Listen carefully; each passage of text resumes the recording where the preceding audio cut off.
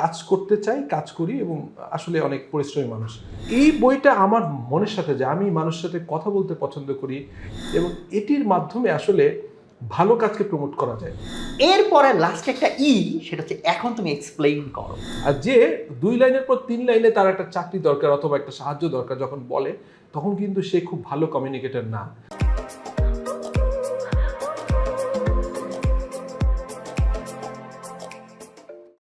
আসসালামু আলাইকুম সুপ্রিয় দর্শক, আমরা বইকথার আজকে একটি নতুন পর্ব নিয়ে আপনাদের সামনে হাজির হয়েছি। আমি মাহমুদুল হাসান সোহাগ, আর আমাদের সাথে আজকে আছেন শফিকুল আলম, শফিক ভাই। শফিক ভাই, শুরুতে আপনাকে ধন্যবাদ জানাচ্ছি আমাদের এখানে আসার জন্য। আপনাকে অসংখ্য ধন্যবাদ আমাকে আমন্ত্রণের জন্য। আচ্ছা, শফিক ভাই সম্পর্কে একটু পরিচয় আগে দিয়ে নেই, কারণ শফিক ভাই আসলে এতগুলো পরিচয় মানে লিখতে 2 পৃষ্ঠা লাগে। সো শফিকুল আলম ভাই প্রফেশনালি একজন কি বলে এটাকে, চার্টার্ড অ্যাকাউন্ট না? Chartered accountant. হ্যাঁ, মানে আমি হলো ইঞ্জিনিয়ার মানুষ হতে এগুলোতে আইডিয়া কম, বাট হচ্ছে হিসাব কিতাবের জিনিস ছাড়া তো আসলে ব্যবসার জগৎ চলে না। সেই হিসাবে শফিকুল আলম ভাইয়ের মতো মানুষজনকে ছাড়া আসলে ব্যবসার দুনিয়া অচল। সো উনি এসএসজি গ্রুপ, যেটা সুপারস্টার গ্রুপ, এটা নাম আমরা সবাই জানি। সুপারস্টার গ্রুপের উনি নমিনেটেড ডিরেক্টর, এবং সেই সাথে উনি একটা উদ্যোক্তাও একই সাথে। সুপারস্টার গ্রুপ এবং ওনার জয়েন্ট ভেঞ্চারে বিজ সলিউশনস, রাইট? বিজ সলিউশনস নামে একটা আইটি সলিউশন ওনারা প্রোভাইড করেন বিভিন্ন কোম্পানিকে, সেটার উনি এখন চেয়ারম্যান এবং উনি এটার উদ্যোক্তা। সেই সাথে শফিক ভাই একটা সিএ ফার্ম চালান, যেহেতু ওনার প্রফেশনই হচ্ছে চার্টার্ড অ্যাকাউন্টিং। সেই সাথে উনি একটা অ্যাসেট ম্যানেজমেন্ট কোম্পানি চালান। বিকজ শেয়ার মার্কেট যারা আপনারা ফলো করেন তারা শফিক ভাইকে চিনেন না, এরকম লোক হয়তো খুব কম পাওয়া যাবে। সো শেয়ার মার্কেটের তার যত আইডিয়াজ অ্যান্ড এভরিথিং, সেখান থেকে বুঝতেই পারতেছেন একটা অ্যাসেট ম্যানেজমেন্ট কোম্পানি না চালাইলেই বরং এটা খারাপ দেখা যায়। তো সেই হিসেবে সেটাও আছে। আর আমাদের রকমারির সাথে যদি ওনার কালেকশনের জায়গাটা বলি, সেটা তো খুব obvious. He is a writer, already 8টা বই লিখছেন। শুধু 8টা বইতে জিনিসটার ইয়েটা বোঝা যাবে না, মানে গুরুত্বটা। তার চেয়ে সাবজেক্টগুলো যদি আমরা দেখি, ইন্টারেস্টিংলি 8টা বইয়ের মধ্যে 4টা ওনার সাবজেক্ট ম্যাটার অ্যাকাউন্টিং এইসব ফিনান্স নিয়ে, যেগুলো আমি কম বুঝি। বাট সেই সাথে প্যারেন্টিং নিয়ে একটা অসাধারণ বই আছে ওনার, যেটা হচ্ছে ওনার বাবা যখন কোভিড আক্রান্ত ছিলেন, সেই সময় ওনার বাবার থেকে ওনার লেসন, উনি আবার ওনার সাথে ওনার সন্তানকে সেটা কনভে করা, সব কিছু মিলে একটা ইন্টারেস্টিং বই। আরেকটা ইন্টারেস্টিং বইয়ের নাম আছে হচ্ছে মিসির আলী ও হুমায়ুন আহমেদ, রাইট? সো এটা খুবই, যেহেতু উনি প্রচুর বই পড়েন এবং আলহামদুলিল্লাহ আমাদের রকমারি খুব কি বলে বান্দা কাস্টমার, তো সেই হিসেবে ওনার এই পড়ার জগতের ডাইভার্সিটিটা বোঝার জন্য আমি জাস্ট বইয়ের নামগুলো উল্লেখ করলাম। সো আমি আর পরিচয় পর্বে বেশি সময় নিচ্ছি না। সো আরেকটা পরিচয় বলতে ভুলে গেছি, অনেক পরিচয়। সেটা হচ্ছে সিএফও বিডি, একটা ফাউন্ডেশন, যেটা উনি ফাউন্ডিং প্রেসিডেন্ট। সো পরিচয় নিয়ে আরও বলতে গেলে বই নিয়ে কথা বলার টাইম কম হবে। সো আপনাদের এখানে রাখলাম জাস্ট এইটুকু বোঝার জন্য যে আজকের যে guest, is a very special guest, because যার প্রফেশনালি রাইটিং সব কিছু মিলে আলহামদুলিল্লাহ আল্লাহ তালা তাকে অনেক যোগ্যতা দিয়েছেন। So we are very excited to have you in our episode. আবারও শুক্রিয়া, ধন্যবাদ। কারণ আলটিমেটলি আপনি যেভাবে বললেন, বিষয়টা এরকম যে সবচেয়ে বড় ইস্যু হচ্ছে যে কাজ করতে পছন্দ করি। আর কাজ করতে গেলে হয়তো একটু ডিফারেন্ট আইডেন্টিটি ক্রিয়েট হয়। বাট এটা আবার যখন আপনি বলছিলেন, একটু শাই ফিল করছিলাম যে আলটিমেটলি কখনো এইভাবে দেখিও নাই যে এতগুলো জায়গায় এক জায়গায়। আমি বলতে গেলে অনেক সময় নিজে হিসাব করতে পারি না। বাট একটা কথা ট্রু, যে কাজ করতে চাই, কাজ করি এবং আসলে অনেক পরিশ্রমী মানুষ, এবং সেটা করতে গেলে কিছু আসলে ডিফারেন্ট আইডেন্টিটি ক্রিয়েট হয়। যখন আইডিয়া প্রচুর পরিমাণে চিন্তা করতে পারি মনে হয়, বা করি, বা আল্লাহ তাআলা একটা ক্ষমতা দিয়েছেন চিন্তা করার, দ্যাটস ওয়াই প্রবাবলি এগুলো একটা বলতে পারেন যে ব্রেন চাইল্ড বা আসে। মাশাআল্লাহ, মানে সেই জিনিসটা হইতেছে যে কোনো একটা মানুষ আসলে যখন ইনার তার একটা ফায়ার থাকে, মোটিভেশন থাকে, তখন তার ব্রেনটা আসলে খুলে যায়। Exactly. When he thinks about the problems, তাই না? এক্স্যাক্টলি। তখনই আসলে এটা চলে আসে। সো এই জন্য আপনি যত চিন্তাশীল মানুষ সেটা তো ডেফিনেটলি, বাট আমি বলবো তার চেয়ে হচ্ছে আপনি এমন একটা মানুষ যিনি হচ্ছেন মানুষের প্রবলেমকে হয়তো ফিল করেন, এক্স্যাক্টলি। প্রবলেমকে সমাধান করতে চান। যাই হোক, সুপ্রিয় দর্শক, অন্য পর্বের মতো আমাদের আজকের পর্বের সিমিলার একটা ঘোষণা আছে। সেটা হচ্ছে যে আমাদের এই যে আলোচনা, এই পুরো আলোচনা থেকে আপনি কি শিখলেন, কি নিলেন, হোয়াটস ইউর টেক অ্যাওয়ে, এইটা আপনি সুন্দর করে আমাদের কমেন্ট সেকশনে গুছিয়ে লিখবেন। এবং এখানে সবচেয়ে সুন্দর করে যারা এটা রিভিউ করতে পারবেন বা সামারি করতে পারবেন, সেখান থেকে অন্তত 3 জনকে আমরা পুরস্কৃত করবো ইনশাল্লাহ। তো আজকে আমরা যে বইটা নিয়ে কথা বলবো, how to win friends and influence people. So এই বইটার নামও, যারা আমরা ক্লাসিক্যাল বই মোটামুটি ঘাটাঘাটি করি, তো এই বইটা পড়ে নাই অথবা অ্যাটলিস্ট নাম শুনে নাই এরকম লোক হয়তো খুব কম। ডেল কার্নেগির নাম, কারণ আমাদের বাংলাদেশে যখন এই অনেক আগে আমরা যখন ছোট, ওই মোটিভেশনাল লেখালেখি বলতে আমরা ডেল কার্নেগির নামটাই জানতাম। সো মানে he is such a iconic person. তো তার যে খুব ইনফ্লুয়েন্সিয়াল 2-3টা বইয়ের নামও যদি বলতে হয়, তার মধ্যে বোধহয় মোস্ট প্রবলি এটা top most, right? G. How to win friends and influence people. So এবং আমার আমি আপনাকে এটা বলতেছিলাম যে আমার সৌভাগ্য হয়েছে যে আরেকটা বই পড়ার, এটার মাসুদ ভাই বলা যেতে পারে বইটাকে, হাউ আই রেইজড মাইসেলফ। বইটা আমি রিয়েলি এক্সাইটেড, ফ্রেড বেডগারের লেখা, এবং ওই বইটার এই বইটার অনেক প্যারালাল। ওইটার ভূমিকাও লিখছিলেন ডেল কার্নেগি, তারা একসাথে কাজও করছেন।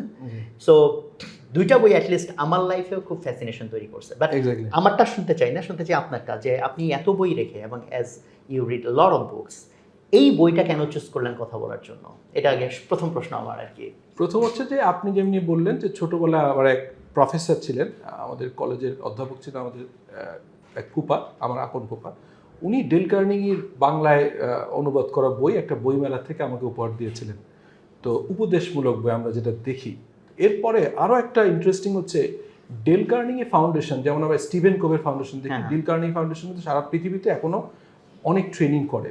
আমি জুনিয়র চেম্বার ইন্টারন্যাশনাল করতাম যখন 40 এজ হয়নি, জেসিআই বলা হয়, ওইটার ওয়ার্ল্ড কংগ্রেসে গিয়েছিলাম গোয়াতে। ওখানে যে ওরা 4 দিনে একটা সেশন করেছিল Dale Carnegie foundation, free of cost, ওদের সাথে অ্যারেঞ্জমেন্ট ছিল।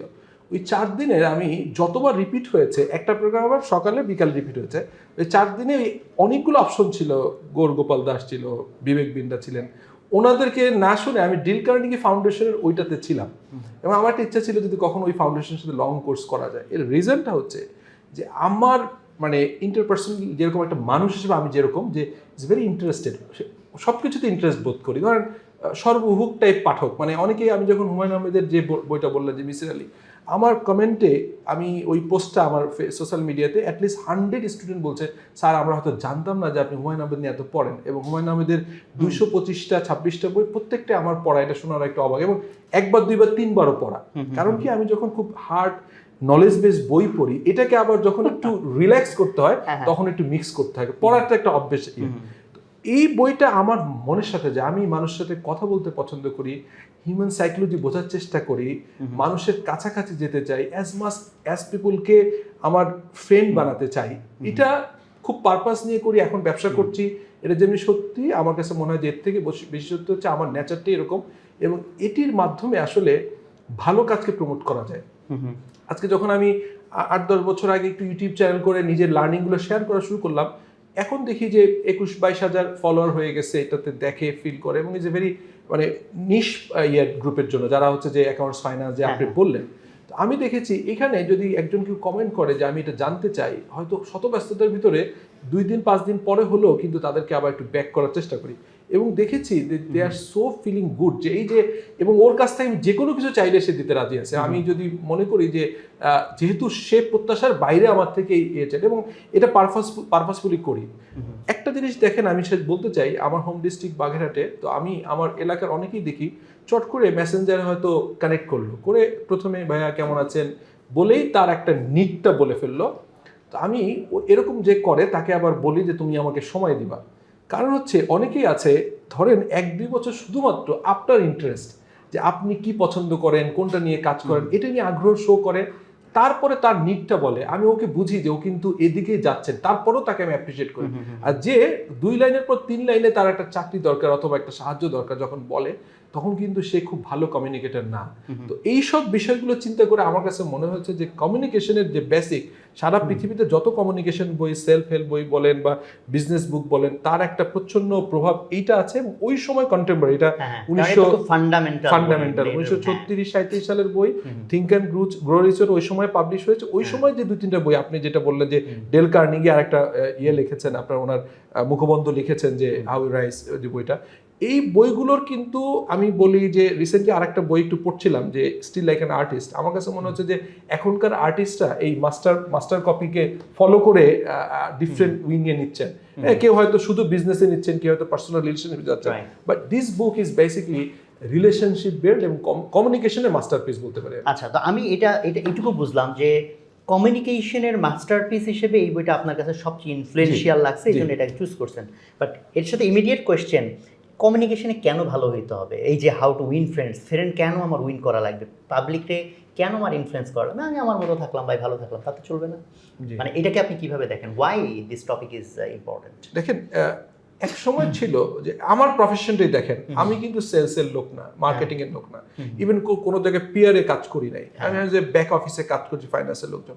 সো আমি যখন দেখি যে অন্যরা এখন আমার এই মানে এই একটা আমার যে অভ্যেসটাকে পছন্দ করছে, কারণ আপনার টেকনিক্যাল স্কিল যত কঠিন হোক, ইউ আর ইঞ্জিনিয়ার, বইয়ের থেকে পাস করছেন, আমি charter accountant, management accountant, charter secretary, এলএলবিও করা, মানে আমার এই ধরনের পড়ালেখার ভিতরে মাল্টিপ্লিকেশন আছে, অনেকগুলোই করেছে।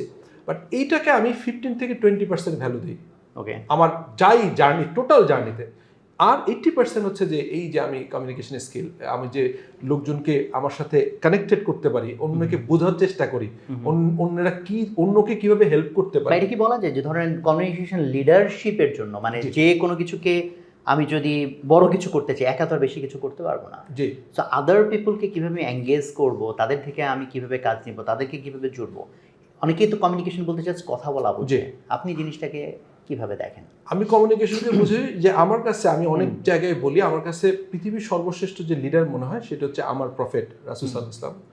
ওনার দেখেন লিডারশিপের সবচেয়ে সিম্পলেস্ট ফর্মুলা হচ্ছে you have a purpose, you have to have a purpose, then এই পারপাসকে অ্যাচিভ করার জন্য আপনার কিছু লোক দরকার এবং সেটা ইনিশিয়েটিভ দরকার। তিনটা জিনিস, একটা হচ্ছে একটা পারপাস এবং সেটাকে যাওয়ার জন্য আপনার সঙ্গে কিছু লোক দরকার এবং সেটা ইনিশিয়েটিভ। আপনার পারপাসও ঠিক করলেন, লোকজন আছে, বাট কাজ করলেন না। এই জায়গায় আমার কাছে মনে হয়েছে যে সবাই তো আর এইভাবে জিনিসটা দেখে না, যারা দেখে তারা তাদের পিরামিডটাকে ব্রেক করতে পারে। সিএফও হিসেবে আমি চাচ্ছিলাম যে লাইফের চার্টার্ড অ্যাকাউন্টেন্ট সিএফও হবে। 2010-এ আমি সিএফও হয়ে গেছি বড় গ্রুপে। তখন আমার তো ফ্রাস্ট্রেশন চলে আসতে পারতো যে আমি তো আমার এজ অফ 32 or 33-তে আমি সিএফও হয়ে গেছি, ফাইন্যান্স ডিরেক্টর, মানে হোয়াট নেক্সট। তখন আমার কাছে মনে হয়েছে যে আসলে আল্লাহ তাআলা হয়তো এই ছোট পারপাস, একটা অর্গানাইজেশনের ফাইন্যান্স হেড বা ফাইন্যান্স ডিরেক্টর হিসেবে হয়তো আমাকে লিখেন নেই, আমার যে ম্যাপটা উনি করেছেন আমার লাইফে। তখন আমার কাছে মনে হয়েছে যে এটা আরো ইম্পর্টেন্ট ফর মি টু, মানে একটা এন্টারপ্রেনিউর হওয়ার জন্য। এবং এটাই একমাত্র এরিয়া যেটা হচ্ছে যে সবকিছু বন্ধ হয়ে যাবে, সব টেকনিক্যাল স্কিল চেঞ্জ হবে, অ্যাকাউন্টেন্টরা অটোমেশনের জন্য অনেকে অবসলিট হয়ে যাবে, টেকনিক্যাল স্কিলগুলো প্রতিনিয়ত চেঞ্জ না করতে পারলে আপনি ওই যে মানে অ্যাবসলিউটলি আপনার ডিসরাপশনে আপনি সবগুলো দিবে। বাট একটা জিনিস, হিউম্যান ইন্টারাকশন, হিউম্যান সাইকোলজি বোঝায়, মানুষের সাথে কথা বলা, মানুষের সাথে কমিউনিকেশন, শুধু কথা বলা না কেন, কারণ কথা যে বললেন না 7-8% ম্যাক্সিমাম, আর 92 বা 90%, মোর দেন 90% ইজ ভার্বাল, নন ভার্বাল। এবং সেই জায়গাগুলো আসলে আপনি কিভাবে মানুষকে অ্যাসেস করছেন, মানুষের কোন জিনিসগুলোকে আপনি আইডেন্টিফাই করে how you make the relationship, কথা তো বলাই যায়। আমরা বইয়ের সাবজেক্ট ম্যাটারের ভিতরে ঢুকতে চাই, তার আগে আরেকটা কোশ্চেন আমি করতে চাই, সেটা হলো যে এই বইটা যে মানুষকে বন্ধু বানানো বা অন্যকে ইনফ্লুয়েন্স করা, সেটা আপনার বিজনেসের জায়গায় যেমন গুরুত্ব যেটা বললেন, এর বাইরেও কি ফ্যামিলি বলেন বা অন্য জায়গাও কি আপনি ইকুয়ালি এটা গুরুত্বপূর্ণ মনে করেন? অবশ্যই, মানে এটা হচ্ছে যে কমিউনিকেশন, কিন্তু মানুষ মনে করে যে আমি অর্গানাইজেশনে খুব ভালো হলাম বা আমি আমার যে একটু ডাবল স্ট্যান্ডার্ড হয়ে যায়, হয়তো বাইরে আমাকে একটা রকম দেখছে, ফ্যামিলিতে আর একটা রকম। এটা কিন্তু মানে আমার কাছে মনে হয় যে এটাও সেই জিনিসটা হাইলাইট করা আছে। এই যে আপনি বললেন, এই লেখক যখন বইটা লিখছেন একদম শুরুতে বলছেন যে উনি ওই সময় মানে 1936 সালের দিকে উনি বলছেন যে গত 35 বছরে আমেরিকাতে লক্ষ 2 লক্ষ বই বের হয়েছে, তো এর ভিতরে প্রতি 7টা হচ্ছে ফেইলিয়ার, একদম ভালো করতে পারেন নাই। তার মানে আমি হিসাব যদি ধরি 85% 90% ফেইলিয়ার, আর 10% বুক তারা হচ্ছে যে এক পারে চলছে, কোনো বুক থেকে কোনো পাবলিশার ব্যবসা করতে পারেন নাই। উনি ডাউট করছেন যে আমি কি আর একটা ফেইলিয়ারে অ্যাড করব, তখন উনি বলছেন না, এটা ফেল করবে না, কারণ আমি যখন অ্যাডাল্ট লার্নিং, উনি ডেল কার্নেগি পড়াতেন, মানে অ্যাডাল্ট বিভিন্ন জায়গায় পড়াতেন, তো উনি 5-6 বছর যাবৎ সেলফ হেল্প এবং কমিউনিকেশনের উপর বই খুঁজছিলেন, মানে সব জায়গায় গেছেন, যখন পান নাই তখন মনে করছেন যে এটা আমাকে ক্রিয়েট করতে হবে। তো এই জায়গায় আমি মনে করি ওনার গল্পের ভিতরে কিন্তু অনেক পার্সোনাল আছে, নট যে বিজনেস বা আমি politics, business, socio politics, economical issue, এগুলো তো আছে, কিন্তু ফ্যামিলি লাইফের অনেক এক্সাম্পল এখান থেকে আছে। So it's equally important for maintain the human relationship, family, social জায়গাতে। তো দর্শক, আমরা বইয়ের এখন সাবজেক্ট ম্যাটারে ঢুকবো, তার আগে আমরা একটা কি বলে গ্রাউন্ড সেটিং করলাম, যেখানে এইটুকু হয়তো আপনারা বুঝতে পেরেছেন যে মানুষকে ইনফ্লুয়েন্স করেন, কারণ মানুষের মধ্যে আমরা থাকি, মানুষকে নিয়ে আমরা চলি, মানুষকে দিয়েই আমরা আগাই। তো এই জন্য সেটা আমার ফ্যামিলির ভিতরে হোক, সেটা আমার বিজনেস অথবা আমার কর্মক্ষেত্রে হোক, সো এই প্রত্যেকটা জায়গায় আমি মানুষকে কিভাবে ইনফ্লুয়েন্স করে আমরা কালেকটিভলি একটা গোল অ্যাচিভ করতে পারি, সেটা ডেফিনেটলি প্রত্যেকের ইন্টারেস্টের জায়গা হওয়া উচিত। তো আমরা সেই ইন্টারেস্টের জায়গাটা নিয়ে আজকে কথা বলবো। সো এখন বইয়ের ভিতরে আমার প্রথম প্রশ্ন, এই বইটা তো অনেক আইডিয়াজ আছে, তো একটা বইকে আমরা তখনই ভ্যালুয়েবল বলতে চাইবো সেটা হচ্ছে যে আমি যেটা ভাই জানি সেটাই বইতে পড়লাম, ঠিক আছে, আই ফিল গুড যে ভাই আমি ভাবছিলাম উনিও ভাবছে মিলে গেছে, বাট তার চেয়ে আমার ইন্টারেস্টের জায়গা হচ্ছে যে যা আমি ভাবছি ভুল, দেন বইতে গিয়ে আমি ধাক্কা খাইলাম যে না এটা এইরকম না, এটা এরকম হওয়া উচিত। তো প্রথমেই আমি এরকম অন্তত একটা দুইটা আইডিয়া আপনার থেকে শুনতে চাই বইতে আপনার ধাক্কা খাওয়া আইডিয়া যেটা আপনার পুরো চিন্তাধারাকে বদলায় দিছে। জি, প্রথম যদি বলি ফার্স্ট পয়েন্ট লেসন যেটা, সেটা হচ্ছে বলছে ক্রিটিসিজম কথা। তো ওখানে কিন্তু ক্রিটিসিজম করার জন্য, হার্শ ক্রিটিসিজম না করার জন্য বলা হয়েছে। তো এখন আবার আমরা অন্য সেলফ হেল্প বই বা বিজনেস বুকে দেখি যে if you can not accountable someone, যদি কাউকে আপনি অ্যাকাউন্টেবল না করতে পারেন তাহলে আপনি রেজাল্ট আনতে পারবেন না। তাহলে এখনকার লেখকরা অনেকেই বলছেন যে you must have to criticize, আপনি কিন্তু পয়েন্ট দিয়ে ডিফারেন্স যে আপনার কতটুকু অ্যাকচুয়াল ছিল, কি অ্যাচিভ হয়েছে। সো উনি বলছেন যে ক্রিটিসিজম করবেন না, তাহলে তো প্রথমেই মনে হয় একটা ডিলেমায় পড়ে গেলাম। ব্যাপারটা এরকমই মনে হয় যদি বাইরের থেকে দেখি, বাট যখন ইন ডেপথে যাই তখন মনে হয়েছে যে ক্রিটিসিজম করতে গেলেও আসলে যেটাকে বলে অবজেক্টকে করবেন নাকি সাবজেক্ট করবেন, দ্যাট ইজ ইম্পর্টেন্ট। যে ক্রিটিসিজম করবেন বাট অবভিয়াসলি প্রসেসকে, ব্যক্তিকে না ফার্স্ট। দেন হচ্ছে যে ক্রিটিসিজম করার ব্যাপারেও একটা ফর্মুলা যদি করতে হয়, উনি বলছেন যে না ক্রিটিসিজম করা ঠিক হবে না, যদি করতে হয় তাহলে উনি ফর্মুলা দিয়েছেন যে প্রথমে যখন ক্রিটিসিজম করছেন তখন আগে তাকে তার দুটো তিনটা ভালো গুণের কথা বলবেন, অ্যাপ্রিসিয়েট করবেন, তারপরে আপনি হচ্ছে যে তাকে এরিয়া অফ ইমপ্রুভমেন্ট বলেন, এবং শেষ করার সময় আপনি আবার একটা তার ভালো গুণের কথা বলেন। স্যান্ডউইচ। জি জি জি জি। তো এটা আমার কাছে মনে হচ্ছে যে কেউ যদি একটা পয়েন্ট দেখে যে ক্রিটিসিজম করা যাবে না, বেশি কিন্তু ব্যাখ্যা দিয়ে দিচ্ছে যে কিভাবে করতে হবে।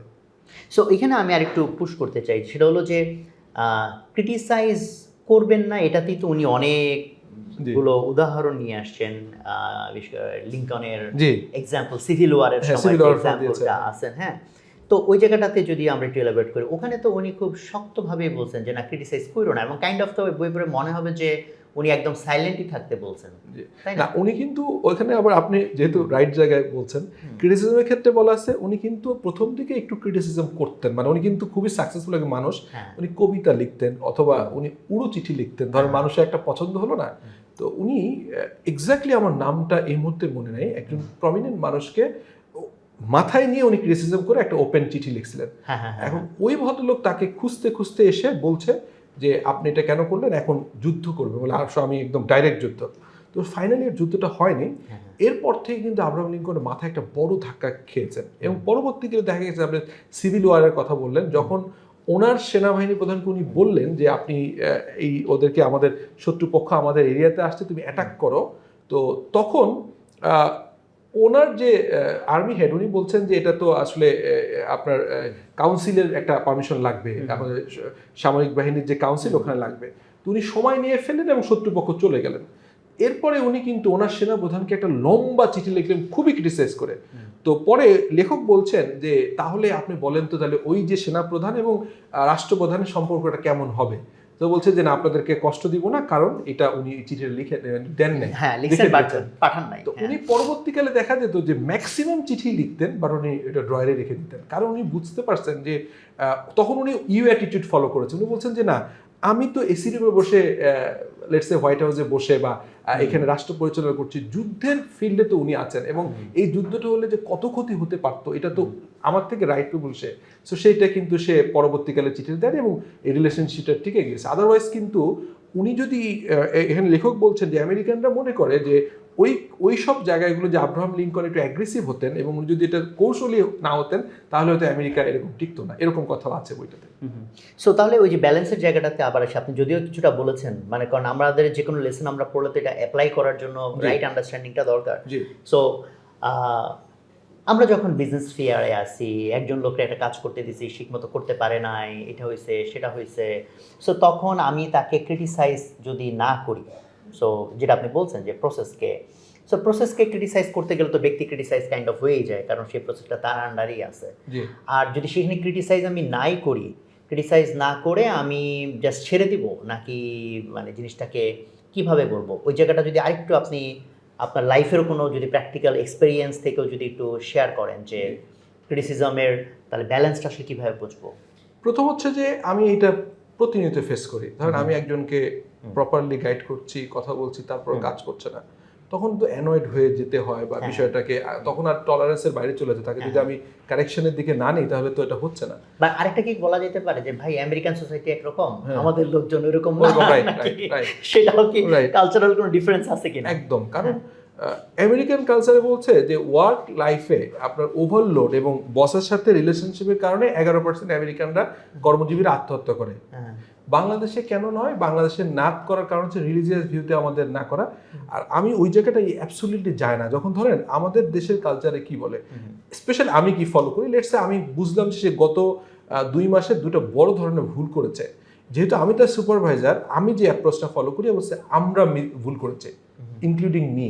বলছি যে আমরা ভুল করেছি কারণ ওর কাজের দায় দায়িত্ব আমার ভিতরে পড়ে। কারণ আমি হয়তো প্রথম ভুলের পরে বলি নেই, অথবা আমি ওটা খেয়াল করতে পারিনি, দ্বিতীয় ভুল করার পরে আমি বলছি, তাহলে প্রথম ভুলের পরে আমাকে আরেকটু সময় দেওয়া দরকার ছিল। এখন আপনি বলতে পারেন তাহলে কি সবসময় এরকম হবে? নো। যদি এমন হয় যে সে আপনার সাথে চলবেই না, আপনার তাকে দিয়ে কাজ হচ্ছে না, আপনার রিলেশনশিপ রাখতে পারছেন না, তখনও কিন্তু একটা সলিউশন আছে যে আপনি তখন লাস্টে বলছেন যে আপনি যখন এক্সিটে যাবেন এনকারেজ করে দিবেন যে ইমপ্রুভমেন্ট এরিয়া, বলে যে তোমার এই ইমপ্রুভমেন্ট আছে, হ্যাঁ এই জায়গায় তুমি ফোকাস করতে হবে। রেদার ওই যে আমরা যেটা বলি যে খুব ক্লিশেই হয় একটা কথা যে বোতলের খালি এবং ভরা, আমি কিন্তু আগে ভরা পার্টটাকে ফোকাস করে এই জায়গাগুলো ইমপ্রুভ করলে বোধহয় তোমার যে স্কিল আছে, মানে এখানে লেখক বলার চেষ্টা করছেন যে ওর স্কিলকে ফোকাস করে, যে তোমার যে স্কিল আছে, তোমার যে পটেনশিয়ালিটি আছে, তুমি যেরকম, এটা তো আসলে তোমার মতো এটা কাজটা হয়নি, তোমার কাজটা আরেকটু ভালো হবে। তখন কিন্তু এই যে আমি তাকে কিন্তু অ্যাপ্রিশিয়েট করে তার ইমপ্রুভমেন্ট এরিয়া বলছে, সো দ্যাট ইজ সাজেস্টেড। এটা এক্স্যাক্টলি আমার প্র্যাকটিক্যালি মনে আছে। আমার খুব ক্লোজ একটা স্টুডেন্ট সাগর, ও এখন বড় কোম্পানি চালায়, কানাডাতে অফিস নিল। তো ও খুব অসাধারণ কাজ করে। তো ও আমাদের একটা কাজ করছে, আমার কাজটা তখন পছন্দ হয়েছিল না। সো এখন ওকে আমি জানি যে ও আবার আমাকে এত বেশি অ্যাডমায়ার করে, আমার কথাটাকে ও অনেক সিরিয়াসলি নিয়ে নেয়। আমি বলি সাগর কাজটা আপ টু দ্য মার্ক হয় নাই, তাহলে কেমন হয়? আমি জাস্ট বলছি সাগর কাজটা তোমার মাপের হয় নাই। এক্স্যাক্টলি এই কথাই বলতে চাচ্ছিলাম, পারফেক্ট। হ্যাঁ, তো মানে that was so encouraging to him. সে এরপরে ঝাঁপায় পড়ছে যে টু প্রুভ হিমসেলফ। হ্যাঁ, দেখুন আমরা কিন্তু এই বইয়ের কনসেপ্টের 80% যে একটু নিজে, কারণ কি আমার কাছে মনে হচ্ছে অ্যাকাউন্টিং আমি পড়ি, অ্যাকাউন্টিং পড়ানোর সময় আমি বলি যে accounting is common sense. Common sense দিয়ে একজন বিজনেসম্যান যদি তার অ্যাকাউন্টেন্ট দরকার নেই, সে যেভাবে তার বুকস অফ অ্যাকাউন্টস রাখতে চাইবে 95% অ্যাকুরেট হবে। আর এইসব সেলফ ডেভেলপমেন্ট বই বা সেলফ হেল্প বই এর 90-95% চিন্তা করলে আপনার চিন্তা অটো মিলবে। আপনি রিলিজিয়াস ভিউ আনেন, আপনি সমাজে দেখেন যারা সাকসেসফুল হয়েছে তাদেরকে ফলো করেন, তাদের ভিতরে অ্যাক্টিভিটিগুলো আছে।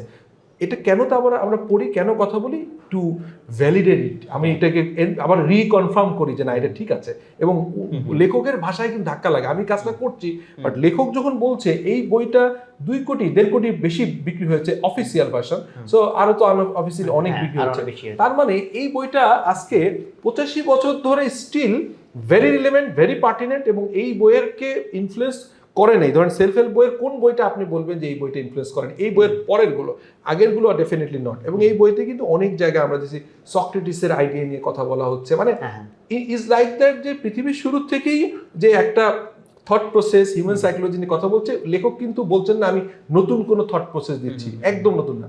এবং পরের বেসিকগুলো তো বেসিকগুলো, এটাকে জাস্ট একটু কনশাস লেয়ারে নিয়ে আসা। এক্স্যাক্টলি।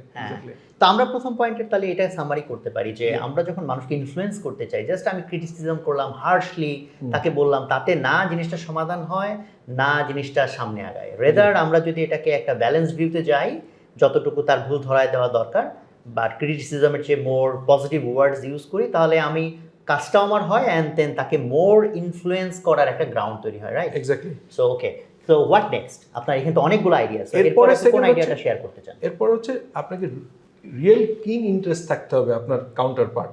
কারণ আলটিমেটলি আপনার ফ্যামিলিতে আপনার ওয়াইফ, আপনার বাবা মা, আপনার সন্তান, যেমনি আপনার কাউন্টার পার্ট, তাদের ব্যাপারে আগ্রহ তৈরি করতে হবে। আপনার জুনিয়র, সরি আমি আরেকটা কোয়েশ্চেন মাথায় ছিল, ওইটার সাথে রিলেটেড বলে করতে ভুলে গেছি, ওটা একটু করে নিই তারপর এটাতে যাই।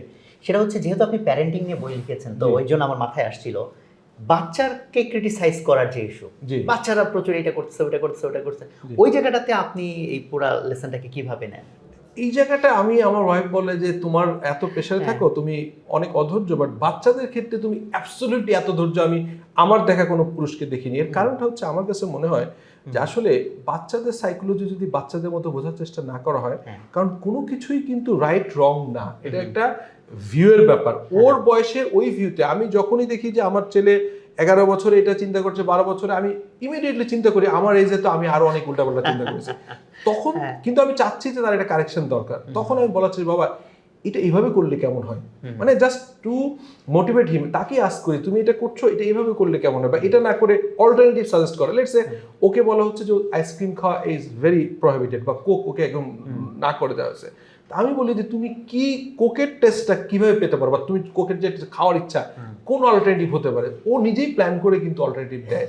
সো এইটা আমার কাছে মনে হয় যে এই লেসনটা আপনার ফ্যামিলি লাইফে জি, জি, যথেষ্ট জি, হেল্প করছে, রাইট? ওকে, সরি ভাই, আগে নেক্সট sorry. পয়েন্ট যেটা বলতেছিলেন। আচ্ছা, অন্যের বিষয় ইন্টারেস্ট। জি, কিন ইন্টারেস্ট। যেমন আমি দেখেছি যে আমি ফাইন্যান্সে দীর্ঘদিন কাজ করি, আলহামদুলিল্লাহ প্রাউডলি বলতে পারি যে 20টা ব্যাংকের এমডি আমার ভাই নেমে চিনে এবং ফোন করে কথা বলে। আমি দেখেছি যে ওই ধরনের একজন ব্যাংকের এমডি, ব্যাংকের চেয়ারম্যান, একজন বিজনেস অন্টারপ্রেনিয়ার, তার সাথে রিলেশন করতে গেলে আমি কি বুঝি আমার যে লার্নিং, এগুলো কিছুই ইনিশিয়ালি বলা ঠিক হবে না, হয়তো মাঝে মাঝে বলবো। অ্যাবসলিউটলি ওনার ইন্টারেস্ট। লেখক এই বইতে একটা উদাহরণ দিয়েছেন। উদাহরণটা এমন ছিল যে একজন এডওয়ার্ড নামে এক ভদ্রলোক, উনি হচ্ছে যে আমি স্কাউটিং করতাম এই জন্য ওনার নামটা মনে আছে। উনি হচ্ছে ওনার সময় সবচেয়েতে যে টাইগার ব্যাস, উডেন ব্যাস বলে, সবচেয়েতে পাওয়ারফুল, সবচেয়ে অল্প বয়সে স্কাউটের সবচেয়ে বড় পেয়েছেন। তো উনি স্কাউটের ইউরোপের সবচেয়ে বড় একটা মানে গ্যাদারিং হচ্ছে, আমরা যখন এশিয়া প্যাসিফিকে যেতাম, জাম্বুরিতে যেতাম, ওখানে উনি চাচ্ছিলেন যে ওনার টিমের একজন অন্তত যাক। তিনি একজন বিজনেসম্যান সিলেক্ট করলেন যিনি এই ধরনের বেনেভোলেন্ট কাজে বা সিএসআর অ্যাক্টিভিটিসে করেন। আমি ওই সময়ের কথা বলছি, 1920 সালের দিকে। তো তখন উনি একজন বিজনেসম্যানকে সিলেক্ট করলেন এবং ওই বিজনেসম্যানের উপর উনি প্রায় 7-10 দিন প্রচুর, এখনকার মতো তো সোশ্যাল মিডিয়া নেই, ওনার ওয়েবসাইট, ওনার পিআর গ্রুপ থেকে জানা, উনি জানতে পারলেন যে ওই ভদ্রলোকের ওই সময় $1 বিলিয়ন একটা চেক উনি ব্যাংকে দিয়েছিলেন। সো ব্যাংকে ওই টাকাটা, ওনার টাকা আছে কিন্তু ব্যাংকে ওই দিন ওই টাকাটা ছিল না, বা ব্যাংক হয়তো অ্যারেঞ্জ করতে পারে না। তো ব্যাংক ওইটাকে বলছে যে মানে অ্যাকাউন্টের টাকা আছে বাট ওদের ওই ব্রাঞ্চে নাই। সো ওইটা ওনার জন্য প্রাউড ফিল করে। উনি কি করেছেন, ওই চেকটাকে আবার একটা ফ্রেমে বাঁধিয়ে ওনার রুমে রেখে দিয়েছেন। তো ওই এডওয়ার্ড কিন্তু এটা জানতে পারলেন যে উনি এটাকে ইন্টারেস্ট করে। তো উনি গিয়েছেন, কেন দেখা করতে চাই, তো বলছেন আমার আপনার সাথে দেখা করাটাই মেইন উদ্দেশ্য। তারপরে ওইটা নিয়ে কথা বলছে যে আপনি তো এরকম, আমি শুনেছি এরকম ঘটনা, সবাই জানে। তো উনি দেখেন অনেকক্ষণ ধরে কথা বলছেন, কথা বলার পরে বলছেন যে আচ্ছা বলো তো তুমি কেন আসছিলা। বলছে যে আমার তো একটা স্কাউটে যাওয়া দরকার, ফ্রান্সে একটা প্রোগ্রাম হচ্ছে। তখন বলছে যে 5 জনকে উনি স্পন্সরশিপ করেছে, এবং শুধু না, বলছে যে ফ্রান্সে আমার বিজনেস অফিসের বিজনেস ম্যানেজারকে কার্ড দিয়ে দিচ্ছি। পরে ওই স্কাউট জাম্বরিতে উনি ভিজিট করছে এবং শেষের দিনে উনি নিজে থেকে করছেন। তিনি বলছেন যে শুধুমাত্র একজনের প্রতি কিন অনেস্ট ইন্টারেস্ট, আপনি তাকে ফ্ল্যাটারি করা শুরু করলেন, বা সে কিন্তু বুঝতে পারে মানুষ কিন্তু বোকা না, মানে আমি যেটা মনে করি। তো সেই জায়গাতে উনি কিন্তু অনেস্টলি ওনার উপর রিসার্চ করে গিয়েছেন। এরকম আরেকটা ঘটনা আছে, ল্যারি নামে একজন ছাত্র ছিল ডেল কার্নিগের। তো ল্যারির যেটা হয়েছিল, একটা টেলিফোন কোম্পানি, একজন কাস্টমার, উনি টেলিফোনের সার্ভিস পাচ্ছে না, যখনই ফোন তুলেন তখনই ডেড। প্রচণ্ড রেগে যে পরবর্তীকালে অনেক কমপ্লেন করেছে, ওনার কথা শুনেন নাই, না শুনে উনি পত্রপত্রিকাও বলছে যে কোম্পানি খুবই খারাপ, এই সেই বলে দিয়েছেন। পরবর্তীকালে লসও ইনফ্রিজমেন্ট করছে, মানে মামলা করেছেন।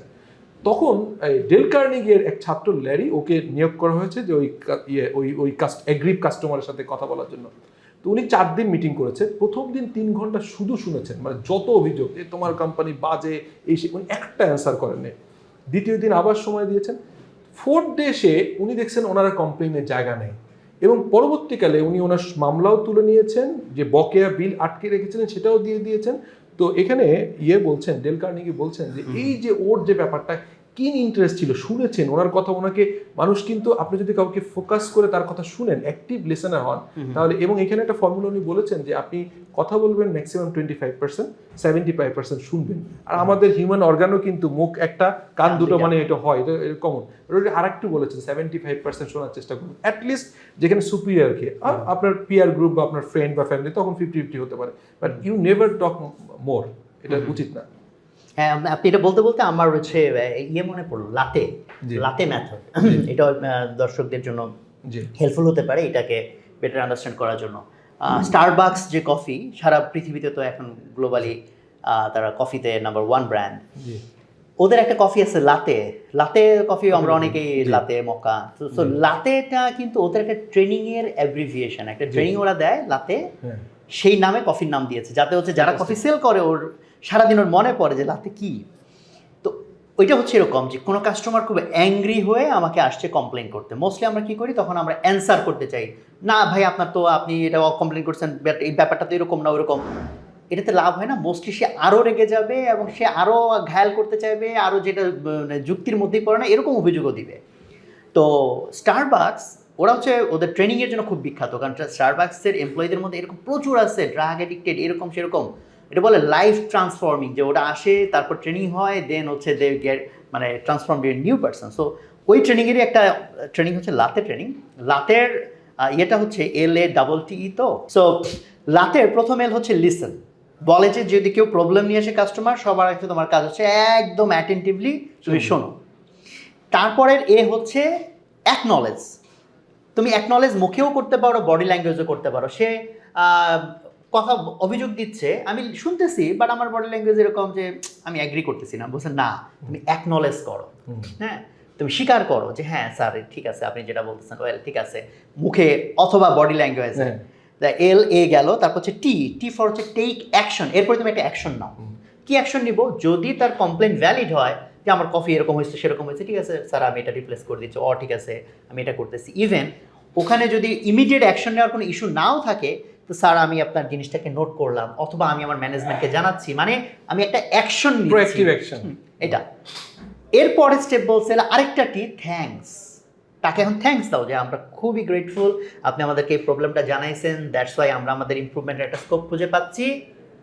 এরপরে লাস্টে একটা সেটা হচ্ছে এখন তুমি এক্সপ্লেইন করো, কিন্তু এতক্ষণে ও ঠান্ডা হয়ে গেছে, হইতে পারে এতক্ষণ ধরে ও যে অভিযোগ দিছে অভিযোগের কোনো গ্রাউন্ডই নাই, জি নাও এখন তুমি এক্সপ্লেইন যদি করো সেটাকে অনেক ভালো অ্যাকসেপ্ট করবে।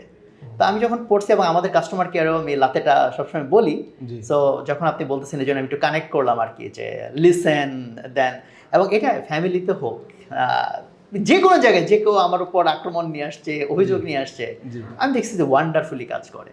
ফ্যান্টাস্টিক। এবং আমি আমার take away from this session যে লাতে আমি আসলে জানতাম না, it's very interesting, very interesting, এটা আসলে মানে মিনিংফুল একটা ইয়ে।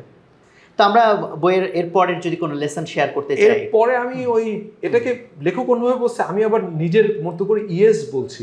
ইয়েস মানে হচ্ছে যে অ্যাকনলেজ করা। এটাও লেখক একটা চমৎকার ঘটনা বলছেন। উনি একটা বড় সেমিনার আয়োজন করেছেন ডেল কার্নেগি। তো এখানে প্রায় অনেক লোকের বুকিং হয়েছে, আমি নাম্বারটা বোধহয় স্পেসিফিক বলে নেই, হিউজ গ্যাদারিং, 3-4 হাজার লোক আসবেন আর কি গ্যাদারিংটা। তো উনি যখন সব কনফার্ম তখন হঠাৎ করে ওই হোটেলের মালিক ম্যানেজার ফোন করে বলছে, স্যার যে গতবার যে আপনি চার্জ দিয়েছিলেন যেটা কমপ্লিমেন্টারি ছিল প্রথম সেশন, খুব কম টাকা ছিল, এবার 3 টাইমস টাকা দেওয়া হচ্ছে। তো দেখছে যে এই প্রোগ্রাম আমার লস হয়ে যাবে। তো ও বলছে তখন যে গিয়েছে যে বলছে যে you are absolutely right, you are work for your company, আপনি যেটা লাতে মডেলের মতোই ইয়েস, যে উনি অ্যাপ্রিসিয়েট করছেন যে আপনি যেটা করেছেন এটা তো আপনি ডেফিনেটলি আপনার অর্গানাইজেশনে ভালো। তখন কিন্তু উনি একবারও বলেন নাই, আর্গুমেন্টও করেন নাই যে আপনি ভুল বলছেন। আবার উনি যে একটু সাম সর্ট অফ অসহায় হয়ে গেছেন যে ওনার প্রোগ্রাম তো ডিক্লেয়ার করে ফেলছেন, ক্যান্সেল করা যাবে না, উনি দুটার কোনোটাই কিছু করেননি। উনি একটা বলে আমাকে একটা কাগজ দিবেন, কাগজ দিয়ে উনি বলছেন যে এটা করলে কি কি বেনিফিট হবে, না করলে কি কি ক্ষতি হবে। উনি বলছে যে তোমার এই হোটেলটা এখানে 5,000-4,000 লোক আসবে, তুমি চাইলে এটাকে মানে $1 মিলিয়ন খরচ করলেও এরকম পশ লোকজন পাবে না, বিভিন্ন এন্টারপ্রেনিয়ার আসবে, সো এটা তুমি মিস করবা। তারপরে আমি এখানে যখন এই লিসেনিংটা করি তোমার হোটেলটা অটো প্রমোট হয়, আমি অন্য জায়গায় বলি, সো এরকম করে পজিটিভ জিনিসগুলো বলছে আর কী কী ক্ষতি হতে পারে লিখে দিয়েছে। তো এরপরে কিন্তু ওর ম্যানেজার কিছু রেসপন্স করেনি এবং উনি কিন্তু বলেনও নাই যে আগের টাকা রাখতে হবে বা কমাতে হবে। পরের দিন ফোন করে বলে, স্যার আপনার কোনো এডিশনাল অ্যামাউন্ট লাগবে না, যেটি আপনার ছিল ওটা দিলেই চলবে। এই যে ইনিশিয়ালি তাকে ইয়েস বললো যে না ইউ আর রাইট ইয়েস, এটাকে লেখক খুব হাইলাইট করেছে, মানে তাকে ব্রেনকে প্রিপেয়ার করা। এবং এই জায়গাটাতে হ্যাঁ এটা আমার খুব পাওয়ারফুল লেসন, কারণ যারা অ্যাকচুয়ালি চিন্তার গভীরে যায় না তারা মনে করবে যে ভাই হ্যাঁ এটা তো ঠিক আছে বুঝি।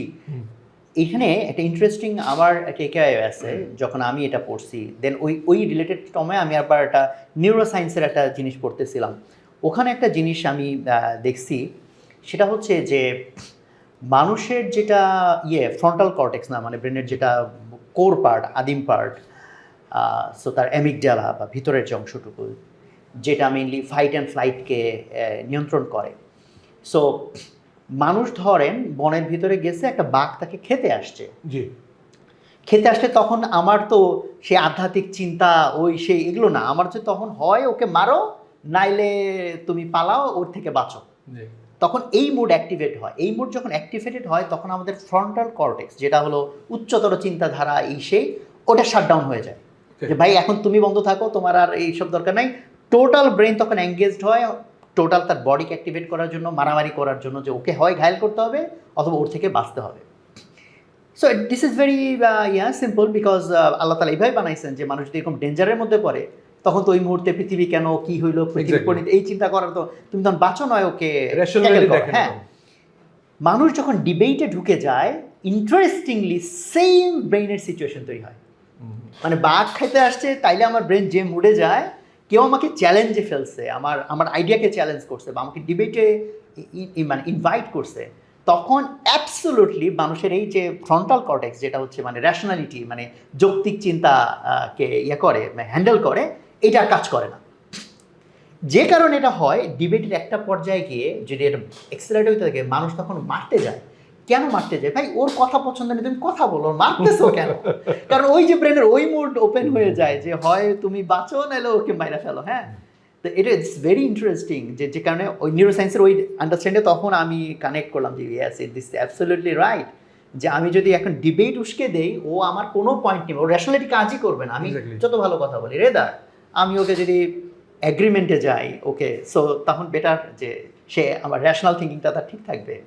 এটাই তো দেখুন, একদম শুরুতে আমরা বলছিলাম না যে এটা 85 বছরের পুরনো বই, অনেক ঘটনা হয়তো রেলেভেন্সি নাই এখনো হয়তো, কারণ কনটেক্সটটা ঠিক আছে এটা, কিন্তু ওর ঘটনাটা তো অনেক পুরনো হয়ে গেছে। যেমন এখানে অনেক জায়গায় রোজভেল্টের অনেক ঘটনা বলা আছে, আব্রাহাম লিঙ্কনের কথা আছে, কিন্তু সেগুলো হয়তো এখনকার জেনারেশন দরকার হবে। কিন্তু আপনি যে কথাটা বলেন অ্যাবসলিউটলি, মানে এটা আমি তর্কে যাওয়া মানেই হচ্ছে যে স্পেশালি মানে তর্ক ইজ ভেরি, মানে একটা এটা ডিট্রিমেন্টাল হয়ে যায়, ক্ষতিকারক হয়ে যায়, এবং অনেক জায়গায় দেখা গেছে যে মানুষজন কিন্তু মানে খুন হয়ে গেছে এখনো। যেটা হয় সিম্পল, আপনি দেখেন যে এই যে সোশ্যাল মিডিয়ায় যে ঘটনাগুলো দেখেন, only due to the disagreement, এবং ডিসএগ্রিমেন্টকে ও যেভাবে অ্যাকনলেজ করলো প্রাইমারিলি, কাউকে যদি কেউ শুনেন, আপনি যে ঘটনা বললেন বা আমি যেটা বললাম, শুধুমাত্র যদি লিসেনিং থাকে এবং সে যদি তার কষ্টের কথাটা বলতে পারে, একটা পর্যায়ে কিন্তু তার এটা এলিভেট হয়ে যায়, এটা কিন্তু তার থাকে না, এটা আর কি। হ্যাঁ, রাইট।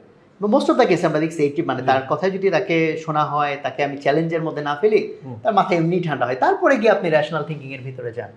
সো এই মুহূর্তে আমি নেক্সট কোন আইডিয়ার তুলনায় আমি বরং জানতে চাইবো যে এই বইয়ের আইডিয়াগুলা আপনার লাইফে প্র্যাকটিক্যালি বিভিন্ন জায়গায় ইউজ করেছেন এবং সুফল পেয়েছেন, এরকম কোনো স্টোরি যদি একটু আপনি শেয়ার করতে চান, সেটা আপনার ফ্যামিলি লাইফে হোক, বিজনেস লাইফে হোক। জি, আমি দেখেছি যে এই বইটা যতবার পড়ি, এগুলো আসলে খুনি, মানে আসলে এত সিম্পল ঘটনা দেয়া এবং যেভাবে ব্যাখ্যা করা, ওখান থেকে রিয়েলি এটাকে যদি বারবার পড়ানো হয় এবং প্র্যাকটিসে চিন্তা না করা হয়, তাহলে কিন্তু আসলে এটা মিনিংফুল হয় না। আমি দেখেছি যে আমি অনেকবার এমন সিচুয়েশনে চলে গেছি যে ওই সময় আমার মানে রিলেশনশিপ নষ্ট হয়ে যাবে আমাদের আত্মীয়ের সঙ্গে, এবং সেই জায়গায় এই বইয়ের ফর্মুলা যে অনলি একটু ছাড় দেওয়ার মানসিকতা, একটু লিসেনিং করার ব্যাপারটা, এবং ফ্রেন্ডশিপের ক্ষেত্রেও দেখেছি, ফ্রেন্ডশিপের ক্ষেত্রেও যখন মানুষ খুব মানে বিপদে পড়ে যায়, যে আপনি বললেন যে তার তখন রেশনাল মাইন্ডটা কাজ করে না, সেই জায়গায় এসে অনলি থিং যে আপনি আসলে একটু প্যাসিভ মোডে চলে যাবেন, অ্যাটলিস্ট আপনি শুধু কথা বলবেন না। এটাও অনেকে বলে যে কথা অ্যাক্টিভ লিসেনিং হন, মানে অ্যান্সার করার জন্য না বলে শোনার জন্য বলে। আমাদের কিন্তু যদি খালি আজকে থেকে আমরা ডিসিশন নেই, এই বইয়ের কনটেক্সট বলেন বা সব জায়গায় বলেন যে আমি শুধু কথা শোনার জন্য শুনবো, অ্যান্সার করার জন্য নয়, তাহলে আমার ধারণা 80% প্রবলেম হয়ে যাবে। এটা আমার একটু অস্থিরতা কাজ করে। আমি একটু যেহেতু মাল্টিটাস্কিং টাইপ করি, যদিও মাল্টিটাস্কিং বলে কিছু নেই, একটা শেষ করে একটা করি, but is one kind of series. But আমার কাছে মনে হয় যে এই জায়গাটাতে আমার হিউজ এজের সাথে সাথে আমাকে হেল্প করছে যে শুধুমাত্র অন্যটা শোনা এবং ইমিডিয়েট অ্যান্সার না দেওয়া। ইমিডিয়েট অ্যান্সার না দিলে আপনি 80% ঝামেলার থেকে, রিলেশনশিপ ব্রেকআপ থেকে বেরিয়ে আসতে পারবেন। ওকে, গ্রেট, অনেকের জন্য অনেক ভালো। আমি এখানে আপনার বলা আরেকটা পয়েন্ট, ওই জায়গাটা আমরা একটু দ্রুত চলে গেছি, সেটা হচ্ছে যে অন্যের বিষয়ে ইন্টারেস্ট, জেনুইন ইন্টারেস্ট, আপনি এক্সাম্পলও বলেছেন।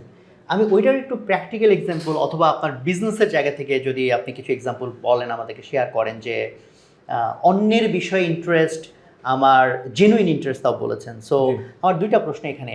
সো অনেক সময় তো আমার জেনুইন ইন্টারেস্ট তৈরি নাও হতে পারে, এই লোকের সম্পর্কে আমি জানলাম, ধরেন আপনার কোম্পানিতে আমি একটা প্রেজেন্টেশন দিতে গেছি, সো আমার জেনুইন ইন্টারেস্ট তৈরি হওয়ার মতো আমি এলিমেন্ট পেলাম না, তাহলে কি সামহাও এটা টুইকিং করে ইন্টারেস্টকে জেনুইন বানানো যায় কিনা।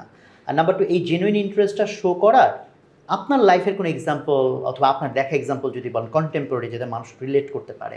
একদমই করতে পারবো। সেটা হচ্ছে যে রিসেন্টলি অনেকগুলো এরকম ঘটনা আমার সাথে ঘটেছে। সেটা হচ্ছে এরকম যে যেহেতু এখন আমরা এন্টারপ্রেনিউরশিপ শুরু করেছি, আমি দেখেছি যে যাকে আমি মনে করছি যে ওনার সাথে আমার বিজনেস পসিবিলিটিস আছে, ওনার ব্যাপারে যদি আমি আগ্রহ দেখাই, এবং সেটা কিন্তু একদিনেই না যে আমি সব কিছু বলে ফেললাম, এবং উনি যদি বুঝতে পারেন যে আসলে আমি এটা টার্গেট করে করছি, তাহলে উল্টা হিতে বিপরীত হতে পারে। তার মানে অ্যাবসলিউট জেনুইন ইন্টারেস্ট। আর আপনি যে কোশ্চেনটা বলছেন, আমরা আসলে সবসময় শর্ট টার্মে দেখি, মানে কাছের ভালোটা দেখি, এর এগেনস্টে যে দূরের কোনো অপরচুনিটি আছে বা থ্রেট আছে দেখার চেষ্টা করি না। ফলে হয় কি, হয়তো তাড়াহুড়ো করে রিসার্চ করি। এখানে আসলে সময় দেওয়ার একটা বিষয় আছে। এবং আমি যেটা করি, আমি আপনাকে একদম বলতেই পারি যে আমি যে কোনো আমার সুপিরিয়র যার সাথে আমার প্রয়োজন আছে, এবং আপনি জানেন যে যখন আমরা কারোর সাথে কমিউনিকেট করি টু কালেক্ট ইয়েস, আমি আসলে ইয়েস পছন্দ করি। আপনাকে নো বললে কিন্তু আপনি রেগে যান, এটাই স্বাভাবিক। এবং ইয়েস করার জন্য কিন্তু আপনার কাউন্টার পার্ট দায়ী না, এটা ইয়েস হবে কি নো হবে, ইটস ডিপেন্ড অন ইউ। আপনি যদি প্রপার এক্সারসাইজ করেন, আমি বলবো যে 80% টাইমে হচ্ছে আপনি সাকসেসফুল হতে পারবেন, যদি জেনুইনলি ইন্টারেস্টেড হন। আর যদি এমন হয় যে ওনার আসলে জেনুইন ইন্টারেস্টের কোনো জায়গাও নেই, এটা আসলে খুব রেয়ার। আমার মনে হয় যে প্রত্যেকেরই কিছু না কিছু আছে, মানে মানুষ যেমনি ডেভিলও হতে পারে না, আবার যেমনি ফ্রেস্তা হতে পারে না। সেই জায়গায় আমার কাছে মনে হয় যে এখানে এনাফ রিসার্চ করে টাইমটা দেওয়া, কারণ আপনার তো প্রয়োজন আছে। আপনি ধরেন একটা সেলস পিপলের পার্সপেক্টিভ থেকে যদি একটু বলেন, ধরেন আপনার কাছে কোন একটা সেলস পিপল আসছে, হ্যাঁ, আপনাকে কিছু একটা বিক্রি করার জন্য, ফর এক্সাম্পল যে ভাই আপনার অ্যাকাউন্টিং এর এরকম একটা সফটওয়্যার আমরা বেচি, হোয়াট এভার, তার জায়গা থেকে যদি একটু বলেন আমি কিভাবে অ্যাপ্রোচ করতে পারি। একদম চমৎকার উদাহরণ বলি আপনাকে। ব্যাংকিং ব্যবস্থাপনায় প্রতি 5-6 বছর পরে বায়ার সেলার মার্কেট হয়। অর্থাৎ কখনো কখনো ব্যাংকে এক্সেস লিকুইডিটি থাকে, তখন ব্যাংকের যারা পিয়ার মেনটেন করে তারা অ্যাগ্রেসিভ হয়ে বিভিন্ন জায়গায় ভিজিট করে। আবার কখনো কখনো উল্টা হয়। এখন যেমন আমরা যারা বিজনেস করি, ব্যাংকের কাছে আমাদের যেতে হয়, কারণ এখন মনিটারি সিস্টেম একটু মানে একটু টানাপোড়েন চলছে, ঝামেলা চলছে। তো আমি 4-5 বছর আগে একটা ব্যাংকের মানে পিয়ারের হেড, উনি যে কর্পোরেট হেড, উনি আমাকে বলছেন, আমি মতিঝিলে আমাদের সিটি সেন্টার অফিস থেকে আমি এসএসজির অফিসে যাব 5 বছর আগে। তো উনি বলছেন যে আমি অমুক বলছি যে আমি একটু আপনার সাথে দেখা করতে চাই। আমি বলছি ভাই কিছু মনে করেন না, এখনকার এমন সিজন প্রতিদিনই বিভিন্ন ব্যাংক থেকে ফোন আসে, আর আমাদের এই মুহূর্তে নিড নাই। উনি আমাকে একটা খুব ফানি কথা বলছেন, বলেন যে আপনি আমাকে সুযোগ দেন, আমাকে লোন নেন অথবা চাকরি দেন। বলেছেন খুব পশভাবে, মানে আমি ঠিক ব্যাখ্যা করতে পারবো না, বলার প্রেজেন্টেশন আমাকে বিমোহিত করছে। এবং মজার ব্যাপার কি জানেন, ওই দিনে ওনার সাথে মিটিং করছে, 7 দিনের ভিতরে আমরা একটা 60-65 কোটি টাকা স্যাংশন হয়ে গেছে। এই যে উনি আমার সম্পর্কে জেনেছেন যে আমি এই ধরনের ইন্টারেস্টিং মানুষের, আমি পশনেস পছন্দ করি, মানুষের প্রেজেন্টেশন, মানুষের হিউম্যান ইন্টারাকশনটা এনাফ করছেন। এবং উনি কিন্তু ওই জায়গাটাতে কিন্তু বলেছেন যে জানে যে আমি একটু হিউম্যান গ্রাউন্ডে দেখি, ওরা সিম্পল কিন্তু অনেক সিনিয়র, আমি তখন বুঝি না, এমন করছে জুনিয়র কোনো অফিসার, কারণ প্রথম ফোন আসছে তার, আমাদের তো পাবলিক নাম্বার থাকে আমাদের ডাইরেক্টরিতে। উনি বলছেন যে আইদার আপনি আমাকে একটু সুযোগ দেন অথবা চাকরি দেন, আমি যদি এটা আপনাকে না করতে পারি, আমার টার্গেট ফিল হবে, আমি চাকরি দেবো। পরে দেখা করে দেখি উনি গল্ফও খেলেন, সিনিয়র প্রফেশনাল, সব ঠিক আছে। বাট এরপর থেকে এই গল্পটা সবাইকে বলি, রিসেন্টলি তার সাথে দেখা হয়েছে, আমি বলছিলাম যে আপনার ওইটা আমার মাথায় রয়ে গেছে, যে আপনি যেভাবে আমাকে আমার হিউম্যান সাইকোলজিকে খেলছেন, আমি কিন্তু আপনাকে বাধ্য হয়েছি ওই দিনই মিটিং করার, এবং আপনি কিন্তু ম্যাটেরিয়ালাইজ করছেন উইদিন 7 days। আসলে এটা আমার মনে হয় যে এটা সম্ভব, মানে মানুষ পারে, এটা করে আর কি, প্র্যাকটিসটা আছে। ওকে, সো আমরা এখন ধরেন অলরেডি তো অনেকগুলো লেসন আমরা এখানে করেছি। সো এই বইয়ের ভিতরে অ্যাকচুয়ালি অনেকগুলো আইডিয়া আছে। তো আমরা এখন যদি একটু শেষের দিকে যাই, আমি শেষের দিকে ওখান থেকে যদি আপনি কিছু, আমি ছোটখাটো কয়েকটা জিনিস একবারে বলি। যেমন একটা হচ্ছে যে কাউকে ডাইরেক্ট অর্ডার না করে কোশ্চেন করার ব্যাপারে বলা হয়েছে। ধরেন আমি যদি আমার কলিগকে বলি তুমি এটা করো, তাহলে সে কিন্তু অর্ডার হিসেবে নেয়। আর আমি যদি বলি যে এটা করতে পারো বা এটা করা যায় কিনা, অথবা আমি যদি বলি লেটসে, আমি রিসেন্টলি একটা কথা বলি, আমরা একটা IFRS এর একটা ট্রেনিং সেন্টার আছে, তো এখানে আমরা কোর্স অফার করি। তো একটা সেশনে আমার ফিজ নিয়ে কথা হচ্ছিল, পার্টিসিপেট হচ্ছিল 100-র উপরে। তো আমি তাকে দুটো অল্টারনেটিভ দিলাম যে এই ফিটা কি 15,000 হওয়া উচিত। আমি ডিসিশন নিতে পারছি না, আমি জাস্ট মজা করে বলছিলাম যে I can not take a decision, যে তুমি এখানে 15 হওয়া উচিত নাকি 20 হওয়া উচিত, কোনটা হলে বেটার হয়, কোনটা আমি আপনার হেল্প চাচ্ছি। ওখানে যে লিডার যে একটু ইনফ্লুয়েন্স করছে, ধরেন অনেক কথা বলছে, তো ও হয়তো আমি এটা না বললে কিন্তু সে 5,000 বলবো, লেটস সে কিন্তু অ্যাঙ্করিং করছে না। অ্যাঙ্করিং করছে এবং সে কিন্তু বলছে এটা 15 হওয়া উচিত। এখন যারা এটা ফি পে করবে তাদের ভিতর থেকে একজন বলছে যে আমি 15,000 টাকা শুড বি দ্য ফিস, তাহলে কিন্তু আমার ছিল যে না আমি এটা 12,000 টাকা হলে হবে। এই যে তাকে ডিসিশন নেয়ার, আমার ডিসিশন তার মুখ থেকে বের করলাম, এই জন্য বলা হচ্ছে আপনি অর্ডার না করে বা আপনি একটা কিছু চাপিয়ে না দিয়ে কাউন্টার পার্ট থেকে এটা নিতে পারেন, এটা একটা ভালো লার্নিং মনে হচ্ছে। আরেকটা হচ্ছে যে ইমিডিয়েটলি আপনি কোনো ভুল করলে নিজে অ্যাকনোলেজ করেন এবং অন্যের ভুলকে ডাইরেক্ট বলেন না। এটা একটা মানে দুইটা কনসেপ্ট একসাথে বললাম। সেটা হয় আমি অতীতে অনেকবার দেখেছি যে বড় ভুল করে ফেলেছি, স্পেশালি ফাইন্যান্সে কাজ করি। লেটসে আমি যে অর্গানাইজেশনে কাজ করতাম উনি বলছে যে পৃথিবী উল্টে যাবে কোনো সমস্যা নেই, বাট যদি কখনো চেক বাউন্স করে যে কোনো কারণে এইটা আমি কাউকে ক্ষমা করবো না। ওনার একটা প্রিন্সিপাল যে না করতে চান না, উনি মনে করে যে হিউজ রেপুটেশনাল রিস্ক হয়ে যাবে। তো এটা হয়েছে একদম কারোর কারণে না, যে ওনার যে নাম্বারটা দেওয়া ছিল ওই নাম্বারটা দেশের বাইরে থাকার কারণে কনফার্ম করতে পারেনি, ফাইনালি এটা মিস করছে। উনি দেশের বাইরে ছিল, আমি ফোন করে বলছি একটা অনেক বড় ভুল করে ফেলেছি এবং আমার মনে হয় এইটার কারণেই এই লজিকেই হচ্ছে আমার এখানে চাকরি করা ঠিক হবে না। এবং বলে টলে মোটামুটি কিন্তু আমি দেখেছি যে কাউকে যদি আপনি নিজে অ্যাডমিট করেন এবং নিজে যদি বলেন যে আমি ভুল করে ফেলছি, তখন উল্টা না এটা কি আছে ঠিক আছে, বাট ওনার ইনস্ট্রাকশন ছিল যে চরম একটা কিন্তু একটা মানে উনি এটা নিয়ে করবেন। তো আসলে অ্যাকনোলেজ করা। একই সঙ্গে আপনি যখন আপনার সাবঅর্ডিনেট বা আপনার পিয়ার গ্রুপে কথা বলবেন তখন কাউকে সরাসরি রং না বলে তাকে দিয়ে অ্যাকনোলেজ করানো, যে কনটেক্সট তৈরি করা যে এই জিনিসটা ঘটছে, এটা কি আমাদের করা ঠিক হলো, এবং উই ওয়ার্ডটা রেদার ও তখন বলে না স্যার আমার এটা ভুল হয়ে গেছে, আমি মনে হয় এটা আর করবো না, এটা এরকম। এবং ডেফিনেটলি লাস্ট ওয়ান যদি বলি এনকারেজ করাটা ইজ সব জায়গায়। আপনি অ্যাপ্রিসিয়েশন না করে যেমন বললাম যে ক্রিটিসাইজও করতে হবে, একটা টেকনিক অ্যাপ্লাই করতে হবে, আবার এনকারেজমেন্ট থাকতে হবে এবং সেই জায়গায় মোটিভেশন ছাড়া, যেমন এই বইতেও বলা আছে কনসেপ্টে যেটা বলা হচ্ছে যে কুইক মিটিং, স্ট্যান্ডিং মিটিং বলে, যে আমি এটা প্র্যাকটিস করি এই বই থেকে নেওয়ার পরে, যে অফিসে যা আমাদের ফাইন্যান্স টিমের যখন যে একসাথেই কাজ করতে টিমে, ওখানে দাঁড়িয়ে 4-5 মিনিট একটু ওদের সাথে কথা বলা এবং ওদেরটা শোনা, বাসার ফ্যামিলির ব্যাপারে আগ্রহ প্রকাশ করা, বাচ্চাটা কোন স্কুলে পড়ে। এবং আমি চেষ্টা করেছি আরেকটা কাজ করি যে কয়টা বাচ্চা কোথায় পড়ে কি নাম, এটা খুব রিগোরাসলি চেষ্টা করি এবং আমি ওটা লিখে রাখি। ওর একটা প্রত্যেকের আমার যাদের সাথে কাজ থাকে ওদের নামের শেষে নাম মনে রাখা নিয়ে তো এখানে জি ওটা আমি চেষ্টা করি, কারণ মানুষের নাম খুবই, এটাও একটা মানে আরেকজন যে এন্ড্রিউ কার্নিগের একটা ঘটনা আছে, আমি ভুলে গেছিলাম বলতে। এন্ড্রিউ কার্নিগি যখন স্টিল ইন্ডাস্ট্রির একটা টাইকুন ছিলেন, ওখানে কিন্তু উনি যখন একটা রেল প্রজেক্টের ব্যাপারে, তখন উনি দেখছেন যে দুজন রাইভাল কম্পিটিশনে যে এটার প্রাইস কাট হচ্ছে, তো উনি একটা নেগোসিয়েশন করতে চাইলেন, বললেন যে কাউন্টার পার্টকে বললো আসলে আমরা জেভি করে কাজটা করি, তো ইমিডিয়েটলি বলছে নামটা কি হবে, তখন বলছে যে আপনার কোম্পানির নাম হবে। তখন উনি কিন্তু এক কথা রাজি হয়ে গেছেন। আপনি একটা ভালো পয়েন্ট মনে করেছেন, মানুষের নাম ইজ ভেরি ইম্পর্টেন্ট। এবং আমরা আরেকটা ভুল কাজ করি, মানুষের নাম রং স্পেলিং করি, রং প্রনাউন্স করি। যেমন আমার নাম শফিকুল আলম, আমি একদম অনেস্টলি বলি, অনেকেই কমন ফরম্যাটে শফিকুল ইসলাম বলে, অনেকে আমি টিভি প্রোগ্রামে দেখেছি এটা ভুল করে ফেলে, আমি কষ্ট পাই এটা, মানে এটা খুব ইয়ে থাকতে হয়, আমি বেশ কষ্ট পাই এটা, সরি টু সে, এটা অন্যরা নিশ্চয়ই পায় সাইকোলজি। তো দিস ইজ মানে আমার মনে হয় যে এটা নিয়ে বললে প্রায় 300-290 বা 91 পাতার বই, এবং প্রত্যেকটা পাতার থেকে হয়তো একটা গল্প বলা যায়। তো এই কারণে আসলে মানে খুব ভালো স্টোরি টেলিং আছে, মানে পড়তে আসলে মজা লাগে যে এত স্টোরির মধ্যে দিয়ে লেখা। জি সো আমি দর্শকদের উদ্দেশ্যে একটু কথা বলে নিতে চাই। আমরা এখানে অনেকগুলো আইডিয়া শুনতেছি, সো বই পড়াটা কেন ইম্পর্টেন্ট এই কথাগুলো আমাদেরকে একটু ঘুরে ঘুরে বলতে হবে। কারণ হচ্ছে যে আমি জাস্ট একটা আইডিয়া শুনলাম যে ভাই নাম মনে রাখতে হবে, হ্যাঁ, এইটুকু শুনলে একটা মানুষের এটা মানে পালন করার বা তার নিজের লাইফে ইমপ্লিমেন্ট করার যতটুকু তার মোটিভেশন তৈরি হবে, আর এইটা নিয়ে যখন আমি কয়েক পাতা ধরে পড়বো, বেশ লম্বা সময় ধরে এটা নিয়ে আমি চিন্তা করব, তখন কিন্তু ব্রেনের ভিতরে সেট হবে। সো এই জন্য আমরা বলি যে আমাদের এই প্রোগ্রাম কিন্তু অনেকের জন্য ক্ষতির কারণ হতে পারে যদি সে এই টুকরা টুকরা আলোচনা থেকে মনে করে ওয়েল আমি বুঝে গেছি বইতে কি আছে, তাহলে অ্যাকচুয়ালি জাস্ট কিছু ইনফরমেশন জানা হইলো, আপনি সেই ইনফরমেশন এখানে সেনে বলে কিছু ভাব নিলেন, বাট এটা আমাদের পারপাস না। আমাদের পারপাস মানুষজন এই যে লেজেন্ডারি বইগুলো আছে এখান থেকে লেসনগুলো তার লাইফে ইমপ্লিমেন্ট করতে হলে কিন্তু একটা ডিপ জার্নির মধ্যে ঢুকতে হবে, একটা জিনিস নিয়ে লম্বা সময় কাটাতে হবে, ব্রেনের ভিতরে এটা অ্যাবজর্ব হওয়ার জন্য টাইম দিতে হবে, এটা কন্টেমপ্লেট করতে হবে। তো এই জন্য আমাদের রিকোয়েস্ট যে আমাদের এই টুকরা টুকরা আইডিয়াগুলা জাস্ট পারপাসটা হচ্ছে আপনাকে জাস্ট ইন্টারেস্টেড করা, বাট আপনি যদি রিয়েল বেনিফিট পেতে চান you must go through the book, এবং জাস্ট পড়ে ফেলা না, এটা নিয়ে চিন্তা করা, অ্যান্ড মোস্টলি চিন্তা করার মাধ্যমে মোটিভেশন তৈরি করা, so that you get interested to implement in your life.